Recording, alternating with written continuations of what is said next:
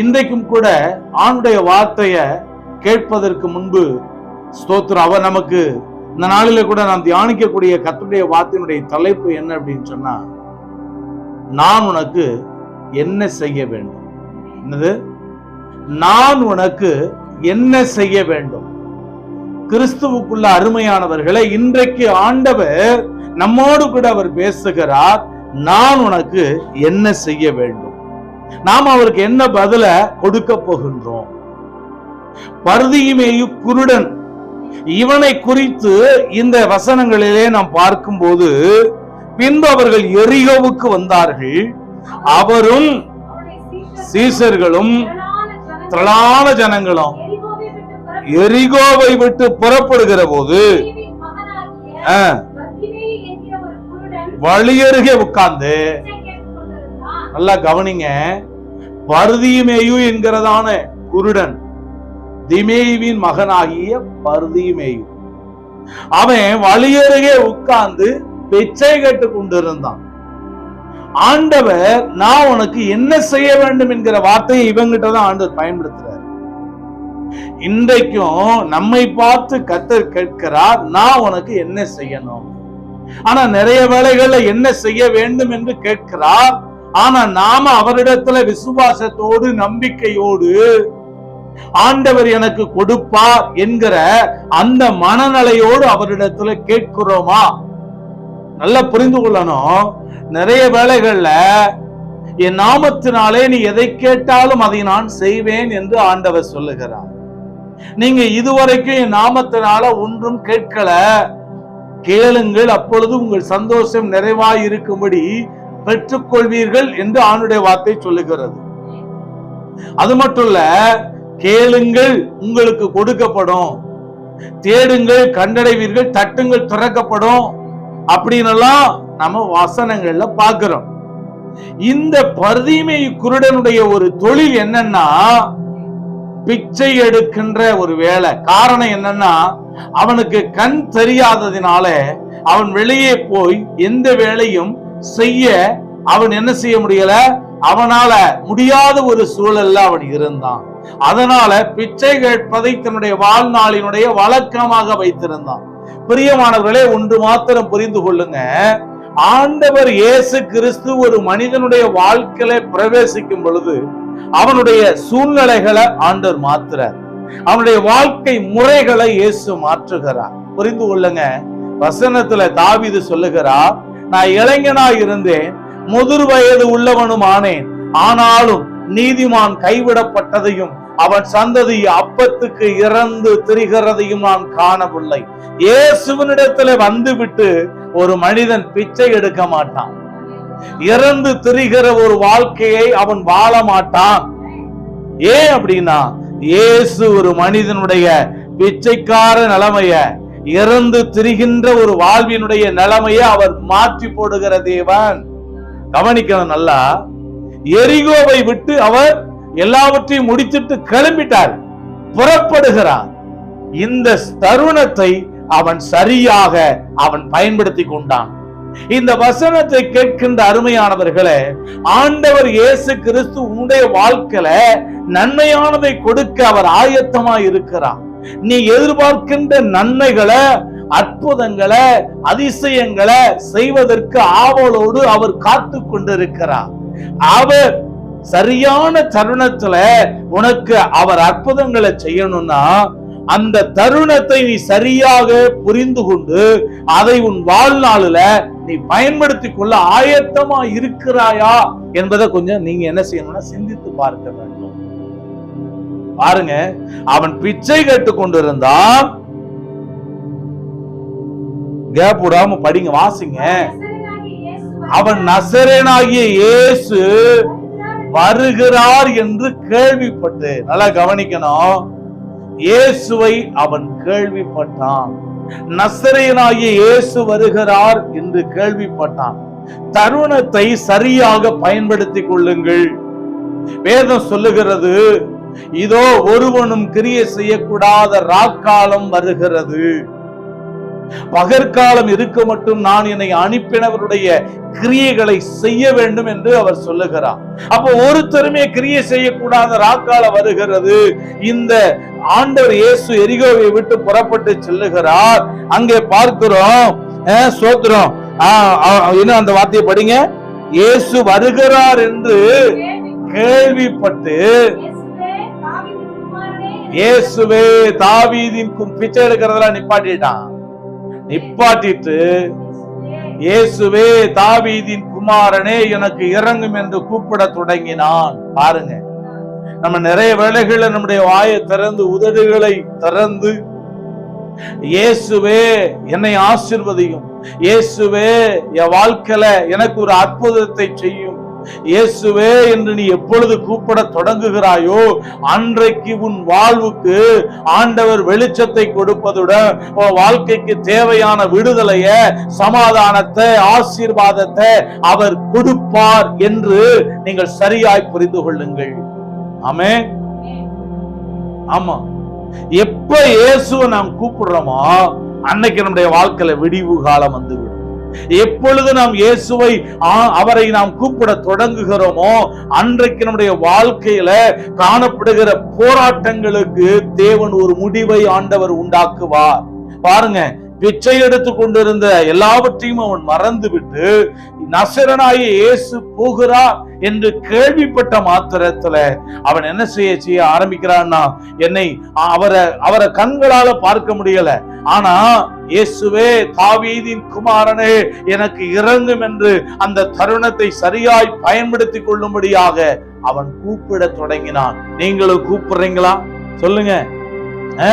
அதிகாலையிலே எழுந்து சத்தமிட்டு கூப்பிடணும், பகலிலே கூப்பிடணும், இரவிலே கூப்பிடணும். எரேமியா சொன்னாரு, இரவிலும் என் கை தளராமல் விரிக்கப்பட்டு இருந்தது, இரவிலே கூப்பிடுகிறேன் அப்படின்னு சொல்றாரு. அப்ப இரவும் பகலும் கர்த்தரை நாம் கூப்பிடுகிறோமா? வசனத்துல பாக்குறோம், நீங்க எடுத்து வாசிக்க வேணாம், லூக்கா 18ல அந்தபடியே அவர் தம்மை நோக்கி இரவும் பகலும் கூப்பிடுகிற தெரிந்து கொள்ளப்பட்டவர்களின் விஷயத்துல, கூப்பிடுகிறவர்களின் விஷயத்துல நீடிய பொறுமையாயிருந்து அவர்களுக்கு நியாயம் செய்யாமல் இருப்பாரோ? நீங்கள் கர்த்தரை கூப்பிடும் பொழுது அந்த கூப்பிடுதலானது அவர் செவிகளிலே கேட்கப்பட்டு உங்கள் வாழ்க்கையில தேவன் நீங்கள் விரும்புகின்ற ஆசீர்வாதத்தை, நன்மையை உங்களுக்கு கிடைக்கும்படியாக செய்வார். நீங்கள் விரும்புகின்ற அற்புதங்களை, நீங்கள் விரும்புகின்ற அதிசயங்களை, நீங்கள் விரும்புகின்ற மேலான தேவனுடைய ஆசீர்வாதத்தை நீங்கள் பெற்றுக்கொள்ளும்படியாய் கர்த்தர் செய்வார். ஆமென். வார்த்தையை வாசிங்க தொடர்ந்து. நல்லா கவனிங்க. அவன் பேசாதிருக்கும்படி அநேகர் அவனை அதட்டினார்கள். பாருங்க, நிறைய வேளைகள்ல இயேசுவை கூப்பிடும் பொழுது, நீங்கள் ஜெபிக்கும் பொழுது, ஆண்டவருடைய வார்த்தைகளை வாசிக்கும் பொழுது அநேக தடைகள் வரும், அநேக இடரல்கள் வரும், அநேகர் நெருக்குவார்கள், அநேகர் நீ சபைக்கு போகாதுன்னு சொல்லுவாங்க, நீ ஜெபம் பண்றதுனால என்ன பிரயோஜனம் என்று சொல்லுவார்கள், நீ வேதத்தை படிக்கிறதுனால என்ன உனக்கு நடந்துவிட போகிறது என்று சொல்லுவார்கள், நீ ஆண்டவரை போய் கூப்பிடுகிறாயே, நாங்க பாரு எப்படி இருக்கிறோம் அப்படின்னு சொல்லி உன்னை என்ன செய்வாங்கன்னா தேவனுடைய அன்பை விட்டு விலகும்படியான சில ஆலோசனைகளை கொடுப்பாங்க. ஆலயத்துக்கு வாரந்தோறும் தவறாம நீ ஆலயத்துக்கு போகிறாயே, உனக்கு என்ன நடக்குதுன்னு சொல்லி உன்னைய பரியாசம் பண்ணலாம். ஆனாலும் ஆண்டவரை நீ தேடுவதையும் ஆண்டவரை கூப்பிடுவதையும் ஒரு நாள் நிறுத்தி விடாதே, ஒரு நாள் என்ன செய்யாத, நிறுத்தி விடாதே. இன்னும் அதிகமாய் நீ கர்த்தரை கூப்பிட வேண்டும். சங்கீதத்துல பார்க்கிறோம், கர்த்தரை நோக்கி சத்தமிட்டு கூப்பிட்டேன், அவர் தம்முடைய பரிசுத்த பர்வதத்திலிருந்து அவர் எனக்கு செவி கொடுத்தார். அவர் சமீபமாய் இருக்கையிலே அவரை நோக்கி கூப்பிடுங்கள், கர்த்தரை கண்டடையத்தக்க சமயத்திலே அவரை தேடுங்கள் என்றெல்லாம் கர்த்தருடைய வார்த்தையிலே நாம் வாசிக்கிறோம். அவனை அதட்டுனாங்க, நிறைய பேர் அதட்டுவாங்க, ஆண்டவரை பின்பற்றாதபடிக்கு அதட்டுவாங்க, தேவனை நீ மறக்கும்படியான காரியங்களை செய்யும்படியாய் அதட்டுவார்கள், ஜெபிக்காதபடி அதட்டுவார்கள், ஆலயத்துக்கு செல்லாதபடி அதட்டுவார்கள். ஆனாலும் அதையெல்லாம் கேட்காதபடிக்கு நீங்கள் என்ன செய்ய வேண்டும் என்று வசனம் சொல்லுகிறது. அவன் அவனோ தாவீதின் குமாரனே எனக்கு இறங்கும் என்று முன்னிலும் அதிகமாய் கூப்பிட்டான். நீங்கள் எப்ப அதிகமாய் கர்த்தரை கூப்பிட தொடங்குகிறீர்களோ அப்பொழுதுதான் உங்கள் வாழ்க்கையில காணப்படுகிற தடைகள் விலக ஆரம்பிக்கும். ஆண்டவர் சொல்லாரு, கேளு, கிடைக்கலையா? தேடு, தேடி பார்த்தும் கிடைக்கலையா? பலமாய் தட்டு என்று சொல்லுகிறான். பலமாய் தட்டு, தட்டுகிறவனுக்கு திறக்கப்படும். முன்னிலும் அதிகமாய் கூப்பிடு என்று ஆண்டவர் சொல்லுகிறார். யோனாவோ புத்தகத்தை படிச்சு பார்க்கும்போது அங்கே பெரிய கொந்தளிக்கிற காற்றடிக்கிறது. பாத்தீங்கன்னா எல்லாரும் மரித்து போகத்தக்கதாக அந்த கப்பல் உடையும் என்று சொல்லி எல்லாரும் என்ன பண்றாங்க தெரியுமா? அவங்க தந்தன் தேவனை நோக்கி கூப்பிட ஆரம்பிக்கிறார்கள். ஆனால் யோனாவோ அந்த கப்பலினுடைய அடித்தளத்திலே போய் படுத்து கொண்டு அயர்ந்து தூங்கி கொண்டு இருக்கிறான். பாருங்க, அவங்க அவனை தட்டி எழுப்பி உன் தேவனை நோக்கி கூப்பிடு, நம்ம எல்லாரும் இப்ப சாக போகிறோம் என்று சொல்லி அவனுக்கு ஆலோசனை சொல்லுகிறார்கள். நிறைய வேளைகள்ல நாம ஜெபிக்க மறக்கிறோம். என்ன இன்னைக்கு நீங்க சரியா ஜெபிக்கலையேன்னு சொல்லி அருகில் இருக்கிறவர்கள் நமக்கு என்ன செய்யறாங்க? அதை நினைப்பூட்ட வேண்டிய ஒரு சூழ்நிலையிலேயே நாம் காணப்படுகிறோம். எனவே பிரியமானவர்களே, அதிகமாய் கர்த்தரை கூப்பிடுங்கள். என்னை நோக்கி கூப்பிடு, நான் உனக்கு மறுவுத்தரவு கொடுத்து நீ அறியாததும் உனக்கு எட்டாததுமான பெரிய காரியங்களை அறிவிப்பேன் என்று சொல்லுகிறார். இவன் தாவீதின் குமாரனே எனக்கு இறங்கும் என்று கூப்பிட்டதுனாலே, முன்னும் அதிகமாய் கூப்பிட்டதுனாலே அவன் வாழ்க்கிற ஆண்டவருடைய வெளிச்சத்தை அவன் பெற்றுக்கொண்டான். நித்திய பலனை அவன் பெற்றுக்கொண்டான். வாசிங்க, இயேசு நின்று அவனை அழைத்து வர சொன்னார். அவர்கள் அந்த குருடனை அழைத்து, திடன்கள், எழுந்திரு, உன்னை அவர் அழைக்கிறார். நல்லா கவனிங்க, யோசுவா சூரியனையும் சந்திரனையும், சூரியனே நீ கிபியோன்னால, சந்திரனை நீ ஆயுளோன் பள்ளத்தாக்கினால நெல்லுங்க தரித்துன்னு சொன்னா, ஆண்டவர் அன்றைக்கு அவன் பேச்ச கேட்டு அன்றைக்கு பாத்தீங்கன்னா அந்த நாள் முழுவதும் சூரியனும் சந்திரனும் அப்படியே நின்றது. ஆனா இங்க படைத்தவரையே நிறுத்தி விட்டான். இந்த பெத்சாயிதாவில இருந்த, இந்த எரிகோவில இருந்த இந்த பர்திமேயு குருடன். கவனித்து பாருங்கள். சோத்திரம். நம்முடைய கூப்பிடுதல் ஆண்டவருடைய செவிகளிலே எப்போதும் கேட்கப்படுகிறது. நம்முடைய கூப்பிடுதல் எப்போதும் கர்த்தருடைய செவிகளிலே கேட்கப்படுகிறது. அல்லேலூயா. புரிந்து கொள்ளுங்க. நான் கர்த்தருடைய ஆலயத்திலிருந்து அவரை நோக்கி கூப்பிட்டேன்.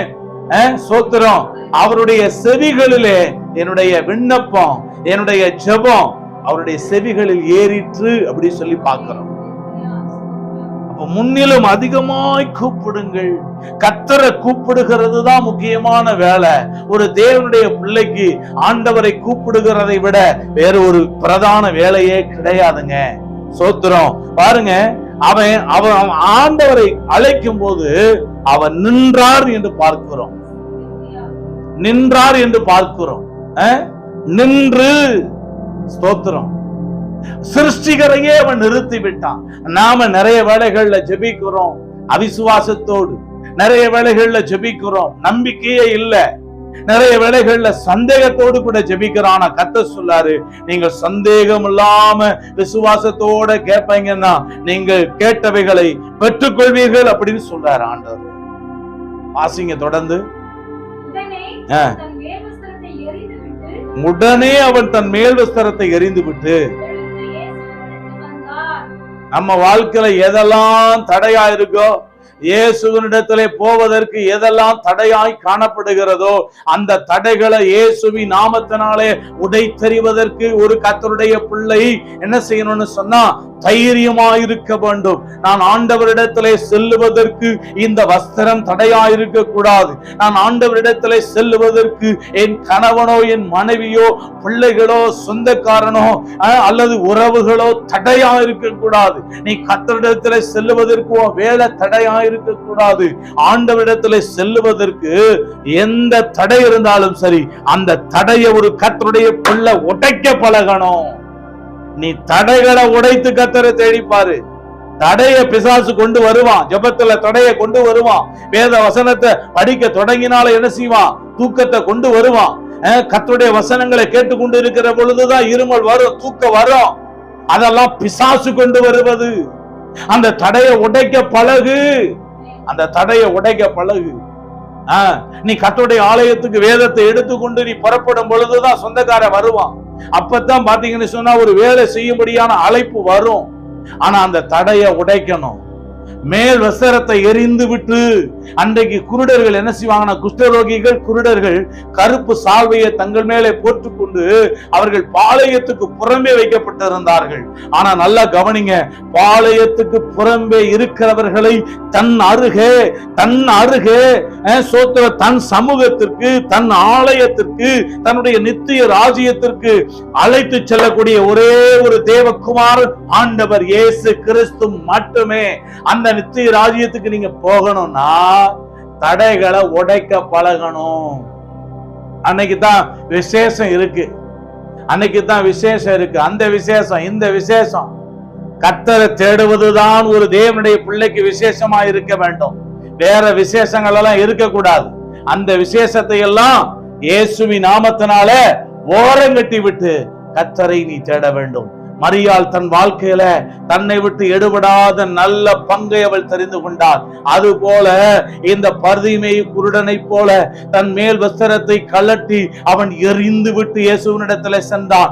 இது என் ஆண்டவரிடத்திலே போவதற்கு தடையாய் இருக்கும் என்றால் அதை நான் இயேசுவின் நாமத்தினாலே நான் அதை தூர எரிந்து விடுகிறேன் என்று சொல்லி அவன் சந்தோஷமாய் எரிந்து விட்டு இனிய வாழ்க்கை மாறும், என் வாழ்க்கையில ஒரு நம்பிக்கை பிறக்கும், என் வாழ்க்கையில ஒரு வெளிச்சம் வரும், என் வாழ்க்கையினுடைய இருண்ட காரியங்கள் எல்லாம் மாறும், என் பிச்சை எடுக்கிற வாழ்க்கையெல்லாம் மாறும், என் தரித்திரம் மாறும் என்று எப்போது அவன் தடைகளை உடைத்து அந்த மேல் வஸ்திரத்தை எரிந்து இயேசுவினிடத்திலே சென்றானோ அப்போது அவன் வாழ்க்கையில அவன் அந்த குருட்டு தன்மையிலிருந்து, அவனுடைய வாழ்க்கையில அவனை கட்டி வைத்திருந்த பலவிதமான கேடான காரியங்களிலிருந்து அவன் விடுவிக்கப்பட்டு இரட்சகரை அவன் ஆதாயமாக்கி கொண்டான்.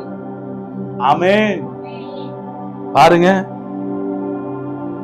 இயேசு அவனை அழைத்து அவனை நோக்கி, நான் உனக்கு என்ன செய்ய வேண்டும்? பாருங்க, யாரெல்லாம் தடைகளை உடைத்து இயேசுவினிடத்திலே வருகிறார்களோ, யாரெல்லாம் இயேசுவை மற்றவர்களை காட்டிலும் அதிகமாக, முன்னிலும் அதிகமாக கூப்பிடுகிறார்களோ, எல்லாரும் அவனை பேசாதிருக்கும்படி அதட்டினாங்க. அதையெல்லாம் அவன் காது கொடுத்து கேட்கல. அவனுடைய இருதயத்திலே ஒரே எண்ணம், நான் இயேசுவினிடத்திலே செல்ல வேண்டும், நான் பார்வையடைய வேண்டும், என் வாழ்க்கை மாற வேண்டும், நான் ஆசீர்வதிக்கப்பட வேண்டும். மற்ற எதையும், என் வலதுபுறம் இடதுபுறம் வரக்கூடிய சத்தத்தை நான் ஒரு நாளும் கேட்க மாட்டேன்.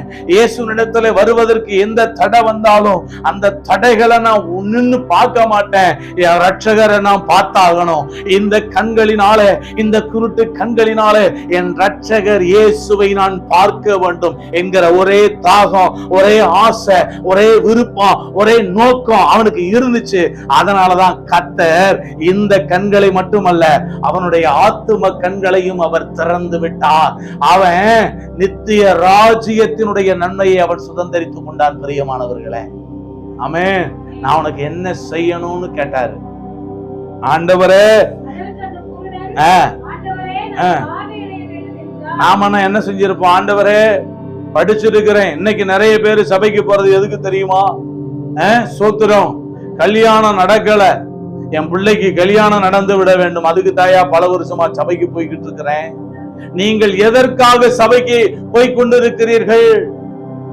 நான் உனக்கு என்ன செய்ய வேண்டும் என்று இரட்சகர் இயேசு அந்த பர்திமேயு குருடனிடத்திலே கேட்ட பொழுது, ஆண்டவரே, நான் பார்வையடைய வேண்டும் என்று சொன்னான். இன்றைக்கு அநேக சபைக்கு எதற்கு போகிறார்கள் சொல்லுங்க பாப்போம்.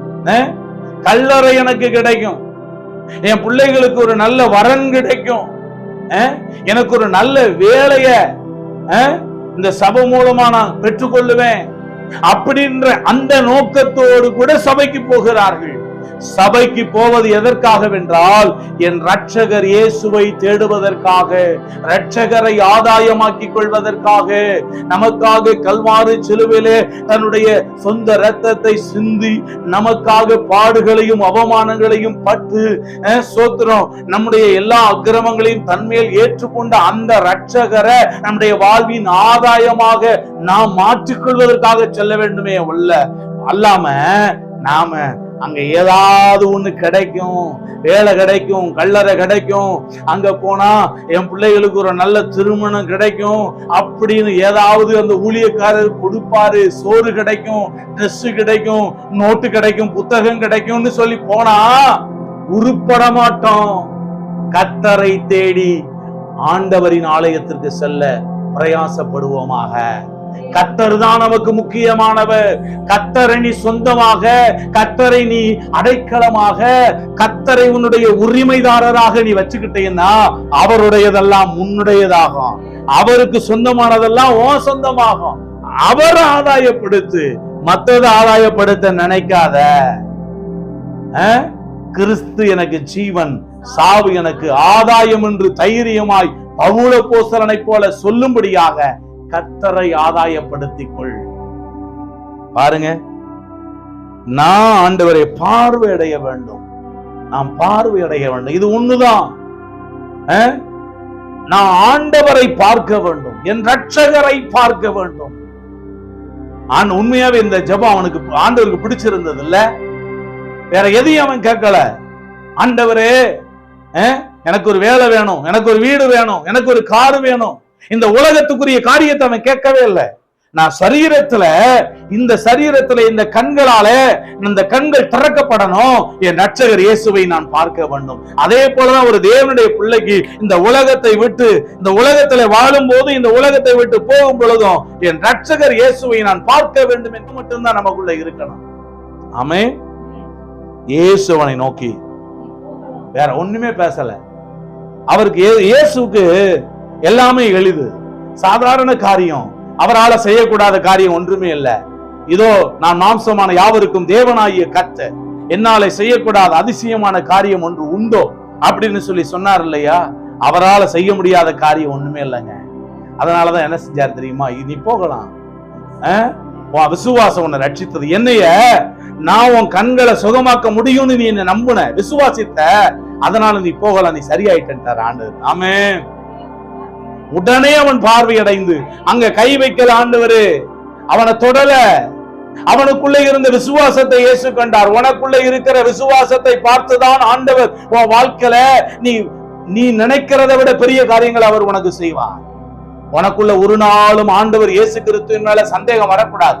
உனக்குள்ள ஆண்டவர் இயேசு கிறிஸ்துவின் மேல ஒரு நாளும் அவிசுவாசம் வரக்கூடாது. இந்த உலகமே உன்னை எதிர்த்து நின்னாலும் ஆண்டவர் இயேசு கிறிஸ்து ஒருவரே இரட்சகர், ஆண்டவர், அவரை விட்டு நான் ஒரு நாளும் போக மாட்டேன் என்கிற அந்த தீர்மானத்தை நீ எப்போது உனக்குள்ளாக நீ எடுத்துக்கொள்ள வேண்டும். எந்த தடை வந்தாலும் சரி, அந்த தடைகளை உடைத்து எரிய பழக வேண்டும். ஆண்டவருக்காக நீ வைராக்கியம் பாராட்டுனா ஆண்டவர் உனக்காக வைராக்கியம் பாராட்டுவாரு. ஆண்டவருக்காக நீ நிப்பன்னா ஆண்டவர் உனக்காக எழுந்து பெரிய காரியத்தை செய்யும்படியாக வலது பக்கத்துல நிற்பார். அவரை நம்பி வந்த ஒரு நாளும் உன்னை வெட்கப்படுத்த மாட்டார், உன் தலை குனிந்து போக விட மாட்டார், நீ அவமானப்பட விட மாட்டார் ஆண்டவர். பாருங்க, அவன் பார்வை அடைந்து அவன் வீட்டுக்கு போகல, இயேசுவுக்கு பின் சென்றான். வாழ்க்கையில ஆண்டவர் கொடுக்கின்ற விடுதலையை, அற்புதத்தை, நன்மைகளை நீ பெற்றுக்கொண்ட பிற்பாடு என்ன செய்யக்கூடாது? உலகத்தின் பெண்ணே போய்விடக் கூடாது. உன் சொந்தக்காரன் மந்தக்காரன்னு சொல்லி அதை தேடி போய்விடக் கூடாது. உனக்காக ஜீவன் கொடுத்த அந்த இரட்சகரை, உன் வாழ்க்கையில அற்புதம் செய்த அந்த ஆண்டவர் இயேசு கிறிஸ்துவை நீ உன் வாழ்நாள் பரியந்தம் அவரை பின்பற்றி அவருடைய பின்னே போகும்படியாக நீ செல்ல வேண்டும். இயேசு நமக்கு முன்மாதிரியை வைத்து போனார். அவருக்கு பின்னாடி அவரை ஃபாலோ பண்ணியே போனோம்னா நாம என்றென்றைக்கும் நித்திய வாழ்வை அடைவோம். நிறைய பேரை பார்க்கிறோம், இன்ஸ்டாகிராம்ல இத்தனை ஃபாலோவர்ஸ் இருக்கிறாங்க அப்படின்னு சொல்லி, யூடியூப்ல இத்தனை சப்ஸ்கிரைபர்ஸ் இருக்கிறாங்கன்னு சொல்லி, இன்னும் பாத்தீங்கன்னா நிறைய வலைத்தளங்கள், நிறைய ஆப்லாம் இருக்கு. அதுல எல்லாம் பார்த்தா இத்தனை ஃபாலோவர்ஸ் இருக்கிறாங்க அப்படின்னு சொல்லி பெருமைப்பட்டுக் கொள்வார்கள். ஒன்று புரிந்து கொள்ளுங்க, என்ன எத்தனை பேர் ஃபாலோ பண்றாங்க அப்படின்றது முக்கியம் அல்ல. நீ இயேசு கிறிஸ்துவை இன்றைக்கு ஃபாலோ பண்றையோ அன்னைக்கு உன் வாழ்க்கையில ஆசீர்வாதம் வரும், அன்றைக்கு உன் வாழ்க்கையில நன்மைகள் கடந்து வரும், அன்றைக்கு உன் வாழ்க்கை வெளிச்சமா மாறுங்க. சோத்திரம். நான் ஒண்ணுதான் சொல்லி நினைக்கிறேன், என்னை நிறைய பேர் ஃபாலோ பண்ண வேணாம், நான் இயேசுவை ஃபாலோ பண்ணட்டேன். ஆமென். இயேசுவின் பின்னே போக துணிந்தேன். ஆண்டவர் சொன்னாரு, நீங்க என்ன பின்பற்றி வாங்கன்னு சொன்னாரு ஆண்டவர். நம்மளை ஃபாலோ பண்ணி போனா எப்படி இருக்கும், நம்ம வாழ்க்கை எப்படிப்பட்டது? இயேசுவை ஒருவன் இந்த உலகத்துல ஃபாலோ பண்ணா இந்த முழு உலகமும் ஆண்டவர் இயேசு கிறிஸ்துவை மட்டுமே ஃபாலோ பண்ணும்போது அவங்க வாழ்க்கை, அவர்கள் நாடுகிற விடுதலையை அவர் இன்றைக்கும் கொடுப்பதற்கு அவர் உயிருள்ளவராக, ஜீவனுள்ளவராக அவர் இருக்கிறார். இதோ இயேசு மரித்தேன், சதா காலங்களிலும் நான் உயிரோடு கூட இருக்கிறேன் என்று சொல்லுகிறார். இயேசு கிறிஸ்து நேற்றும் இன்றும் என்றும் மாறாதவர், ஒரு நாளும் மாற மாட்டார் அவர். ஹல்லேலூயா. ஆமா, இயேசு கிறிஸ்துக்கு எத்தனை ஃபாலோவர்ஸ் இருந்தீங்களா? இந்த முழு உலகமும் அவரை ஃபாலோ பண்ணுகிறது. ஆமென். ஆண்டவரே, என்னை எவனும் ஃபாலோ பண்ண வேணாம்ப்பா, உங்களை எல்லாரும் ஃபாலோ பண்ணட்டும். ஆமென். இயேசுவை ஃபாலோ பண்ணுவோம். அதனால இத்தனை ஃபாலோவர்ஸ் எனக்கு வந்திருக்காங்கன்னு பெருமைப்பட்டு கொள்ளாத, இயேசுவை ஃபாலோ பண்ணு.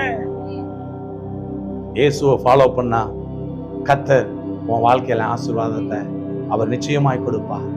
கர்த்தரை நம்பியிரு, அவர் உன் வாழ்க்கையில நிச்சயமாய் அற்புதத்தை செய்வார். இந்த வசனங்களின்படி கர்த்தர் உன்னை ஆசீர்வதிக்கட்டும். ஆமென்.